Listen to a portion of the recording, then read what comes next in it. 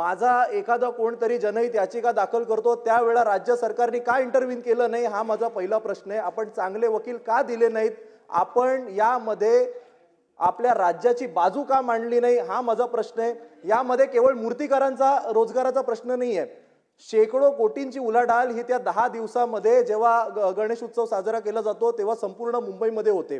त्या छोट्या मोठ्या व्यापाऱ्यांचं काय, जेव्हा विसर्जन केलं जातं या पीओपीच्या मूर्तीचं लालबागच्या राजाचं विसर्जन केलं जातं, 24 तास ही मिरवणूक जेव्हा जाते तेव्हा करोडो लोक त्या मिरवणुकीमध्ये सहभागी होतात। हे पीओपीच्या मूर्तीशिवाय शक्य नाही। आणि त्यामुळे काल जाऊन जे आश्वासन दिलं ते त्याच्याऐवजी सीपीसीबी कडे जाऊन का नाही दिलं? वर सुद्धा यांचंच सरकार आहे, खाली सुद्धा यांचंच सरकार आहे। आता आम्हाला असं बोलून उपयोग नाहीये। अध्यक्ष महोदय, माझा सरळ सोपा प्रश्न आहे, माझा सरळ सोपा प्रश्न आहे की आपल्याला पीओपीवर किती दिवस आपल्याला सण समारंभामध्ये आपण व्यत्यय का आणतोय? हा विषय अतिशय महत्वाचा आहे, हा विषय अतिशय महत्वाचा आहे, यावर मला उत्तर पाहिजे।